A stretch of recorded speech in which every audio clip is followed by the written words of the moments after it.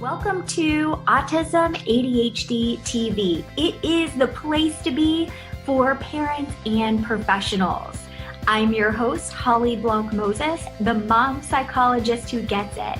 We dive into all kinds of important information like behavior, social skills, and learning. All right, let's get started. Welcome, Delma Suber. I'm so glad that you joined us today. Thank you. Thank you, Holly. It's a pleasure to be here. Okay, well, I'm going to introduce you. Delma is a parent advocate for Empowered Families, a new organization through the Mind Trust, a nonprofit organization. Her passion is to assist parents as they navigate through the school system. Her goal is to help create a positive experience for students, parents, and educators. And Delma is also a mother of three. Yes, you said it. Mother of three. I have two, so I can't imagine. Yes, lots of work, fun work, but it's a lot of work. I like that. It's fun work, but a lot of work. Yes. That's good. Today, we're going to talk about 3 simple ways to improve collaboration between home and school. And you and I have talked before that this is not so easy. So I'm glad that we're talking about this subject. Absolutely. Absolutely. Much needed, Holly. Definitely. Okay, let's dive into number 1, which is including the child. What do you think about that? Including a child, oftentimes, Holly, as you and I had discussed before, is that the child generally gets lost in this whole conversation between the school and the parent. But really, it's the child that needs to be at the forefront because, this is who the discussion is about. It's about the student. One day that student is going to become an adult. So I believe keeping that student in the forefront and having that student involved on what decisions that are being made concerning he or she is very intentional, because one day that student is going to have to learn to advocate for themselves, and putting them in those experiences will train them to be able to do that. Absolutely. And I love that. And I completely agree that oftentimes, and it's easy to do, we get sort of wrapped up between, the school and the parent, and we're at the table, but we're really not including the most important person, and that is the child. And so, we get together, we have our meetings, we discuss, we figure it out, we talk about supports, but who is asking the child what they want? Not too many people are. I'm going to give you a brief example. My oldest, who is 15, she's a girl.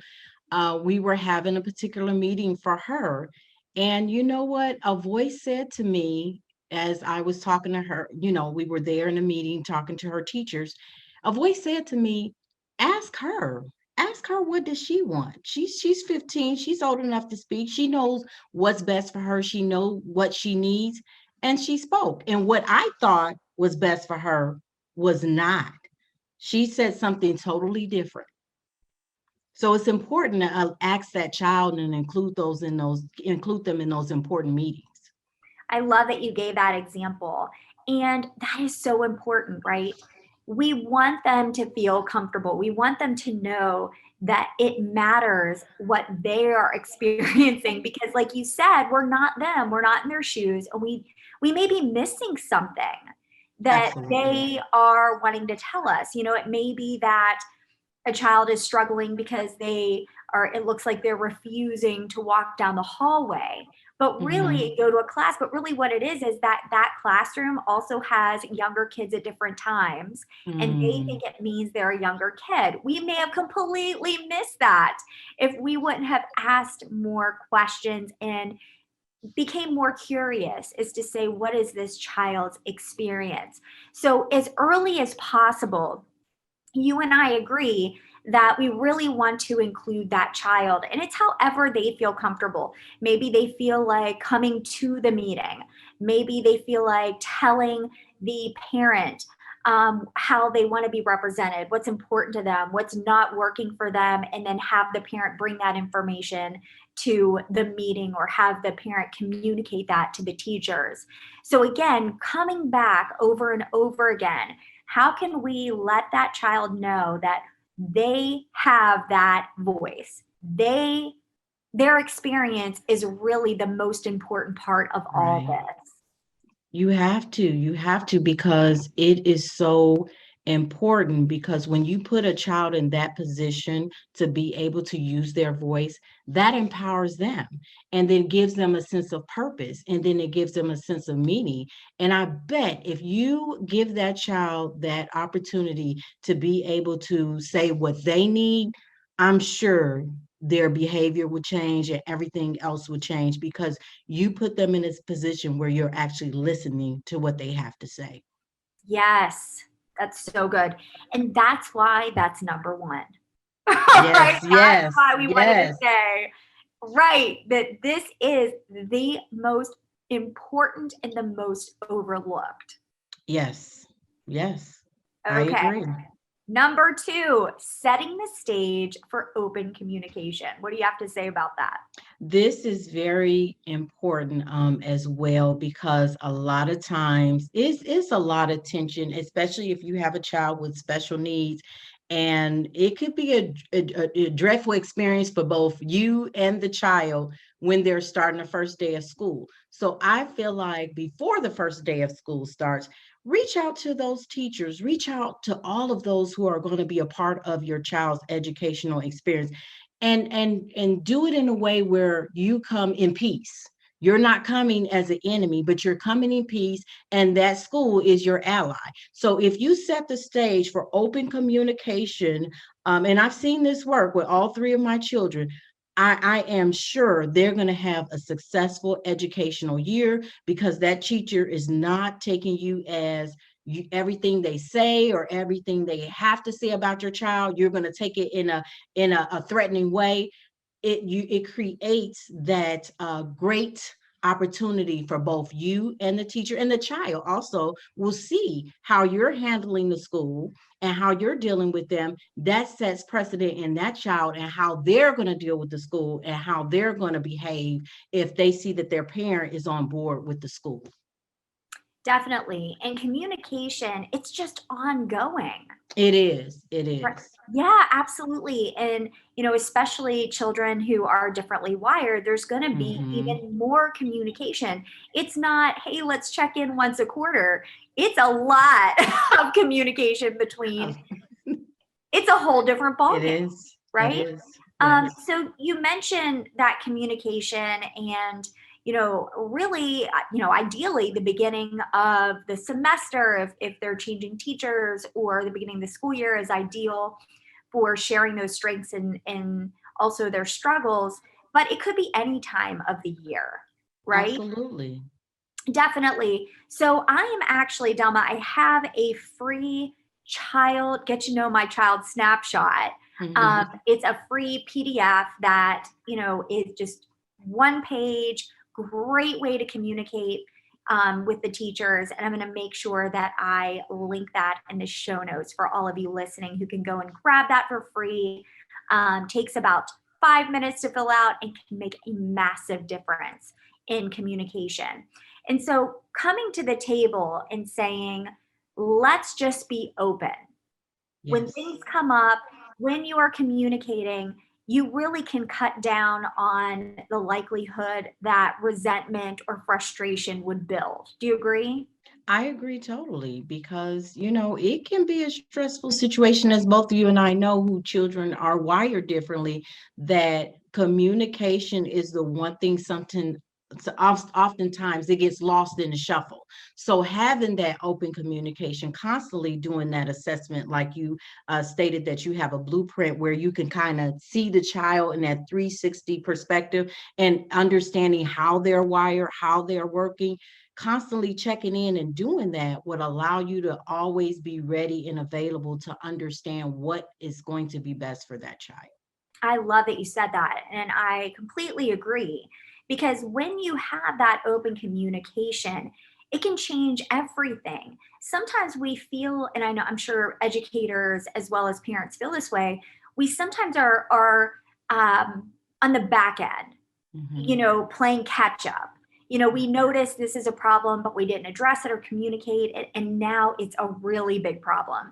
For instance, maybe a child is shutting down, putting their head down, or they're avoiding a certain kind of work, and then we don't really address it or communicate until later. And really, open communication can be a great preventative strategy in itself. I agree. I agree.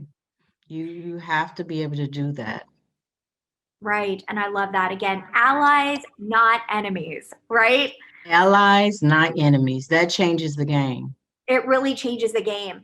And so, another thing to consider too is how you're going to communicate, actually creating a communication plan, which also allows for open communication. And, that could be, how do we best communicate? How would you like me to communicate with you? Is it written back and forth? Is it in the child's folder? And of course, we want to be mindful that the child may read that. We don't want them to be uncomfortable, so it depends on what that child's needs are. It may be an email. It may be a standing monthly meeting. It may be how are the teachers and that child's school therapist going to collaborate. A lot of times we work with children who also receive speech therapy or occupational therapy or counseling through the school.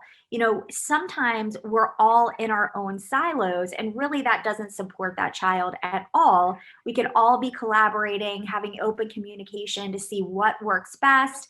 Maybe the occupational therapist has found a really successful way to engage that child, and they could help the speech therapist or the teacher. So again, just an example of how important that open communication can be.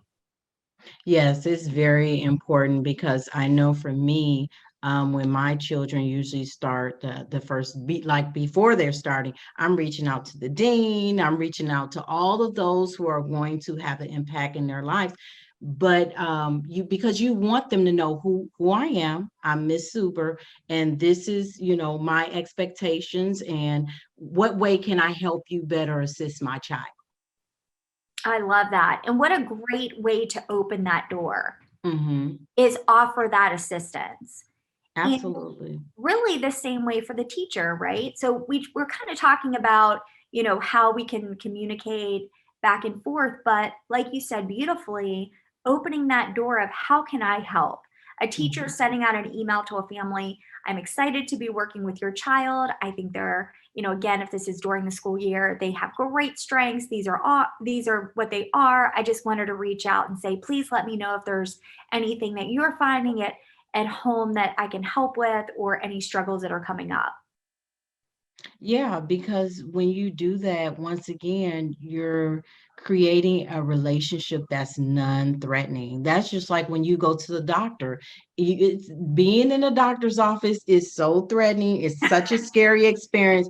But when your doctor comes in there and starts having small talk with you and just, not even talking about why you're there, the guards become to dissolve. You let it down. So then you're comfortable. So it's the same way in working with a teacher. And when that teacher is working with the parent, put those guards down, make it not a threatening experience at all. I love that. And I like your example about the doctor. And it's true, we have these interactions with other people, and teachers and parents are just people. We just Yeah. have to keep that communication open. And again, ultimately, that serves the child. That actually brings us to number 3, establishing the common goal. Yes. Yes. It's such an important one. If we have a common goal, that is a beautiful place to come together and collaborate, and coming back to that goal always. And again, it's much better to be on the same page when you have a mutual goal that you can agree upon. And what I would suggest, and I know Delma, you would as well, is coming up with exact wording of that goal, that child's team. And just to give you an example, provide Jack with the supports he needs to learn in the way that works best for him. Really coming back to that goal and nailing it down to an actual sentence that everyone can agree on. And then that way you can keep coming back to it. What are your thoughts about that? Oh, that's beautiful. That is what kind of sets us on the right path on this educational journey, is that understanding what the teacher's vision is for your child, and then the teacher understanding what your vision is for the child. And those visions are generally the same. So working together to help those visions come to this beautiful picture that you both are painting for your child. Exactly. And I love that. What are your thoughts on when I say keep that to the forefront, is reading that common goal at the beginning of every meeting? Yes, because you need to always be reminded, why are we here? Why are we here? Why are we doing this? Because sometimes emotions can get lost in a shuffle and you can get off the path. But it's like, why are we here? Our goal is to make sure that this child, because one day they're going to become an adult. So ultimately, we're putting on that pathway, putting them on that journey where they can become a successful adult. And that starts now. Oh, I love that. Okay. So you're putting that into a visual. I like that. Sometimes it is easy to get off that path, Hmm. but a sure way to get back on for everyone would be to review that goal. So I'm wondering, I'm going to kind of challenge our listeners and our watchers today. What Okay. if, again, you formulate that mutual goal? And again, if you're a parent, putting that goal out there to the teacher and their support systems in the school and saying, what do you think about this goal for our team? And getting their feedback, having them put their input in, and then they also have ownership of that goal. And perhaps again, that goal is read. That's the first thing we do when we get together in a meeting. Or perhaps that is what lives on all the team's emails, bringing us back Mm, to that similar goal. I like that. I like that.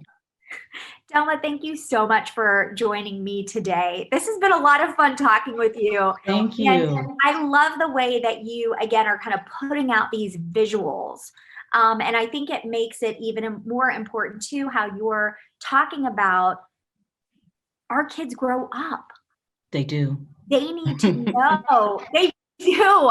My child with autism is 16. Um, Yes. and my youngest son, who's differently wired, he's 11, and they need to know that they have input in their own lives, that we're not just deciding things for them. So I love that Hmm. you are bringing that up, and a great thing to always keep in mind. So Delma, I know that people are going to want to reach out to you. So I want to make sure they are. So I want to make sure that they can do that. What would be the best way to get to know you? The best way to get to know me is if they would want to send me an email. They can get in contact with me by my personal email. That is TRENYSUBER@gmail.com. And I would love to connect with any of your viewers and answer any additional questions that they may have, and give them more information on empowered families. Perfect. And let's talk about empowered families for a moment. Tell us a little bit about that. Well, Empower Families, like you mentioned in the beginning, is birthed out of Mind Trust Organization, which the Mind Trust Organization, their mission is to build world-class schools in the city of Indianapolis. So they've invested in these world-class principals, world-class teachers, but they often forgot about the parents. Parents are the life and the blood behind these schools, because ultimately these parents, students are coming to these schools. So Empower Families is the organization who works behind the parents, and we assist the parents in partnering with the schools. So we offer training, we offer parenting workshops, we also offer additional support for parents who need it. Perfect. And I'll also include the website for empowered families as well in the show notes. Thank you. You're welcome. And thank you again for all the amazing work that you do. Thank you, Holly, for the opportunity. I greatly appreciate it. Take care. Bye bye. Bye. Thank you for joining me today. Don't forget to click that subscribe button so you don't miss any future episodes. If you like this episode, please share it with someone. It may just be what they need to watch today. If you're a parent, I'd love if you came on over and joined our Facebook group, Autism ADHD Group for Parents. If you're a therapist or educator, come on over to our group, Autism ADHD Group for Therapists and Educators. You're going to find those links right down there in the notes. Thanks so much, and I can't wait to see you in the next episode.